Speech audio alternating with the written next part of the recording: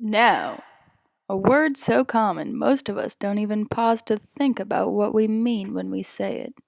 And why should we? I'm not sure. That's not what I'll be thinking about here. Instead, I'll be exploring the ways that this word is used in different contexts and see where it takes me. Okay, let's get started. The most common usage of this word is fairly obvious. It refers to the present moment the speaker is experiencing and is usually assumed to be shared by the listener.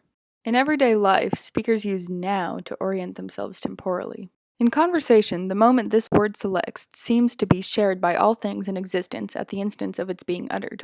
What is most significantly vague about our understanding of nowness is the duration of the moment in question. How long does now last? 1 minute? Half a second? A different length for every situation? According to a quick Google search performed by yours truly, a moment lasts about 90 seconds.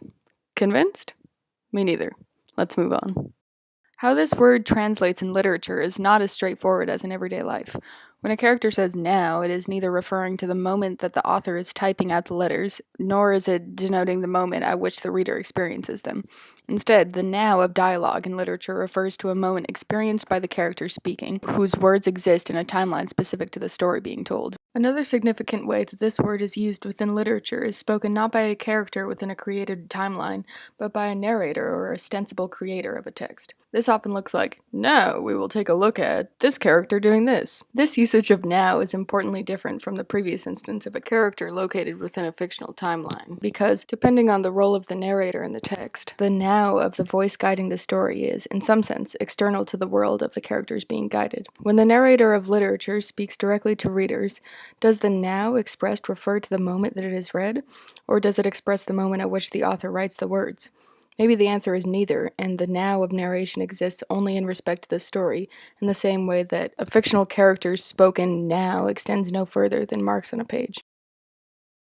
Because many of the programs on television are narratively driven, the usages of now in literature that I discuss can be applied in similar ways to a lot of TV, with the most salient difference being the comparative realism of television. When an image of a person says now, it is easier to believe that they share the same world as you than it is when a character consists only of ink on paper.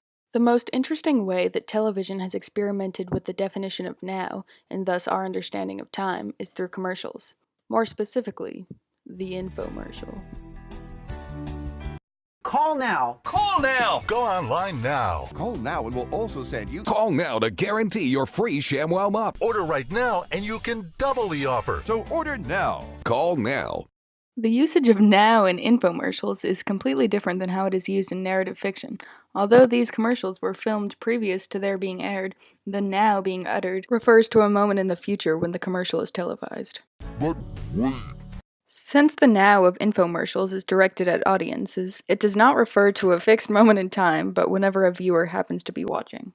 This shift in how now is used in advertisements demonstrates how the realism of television has given images on a screen the ability to occupy the same moment as viewers.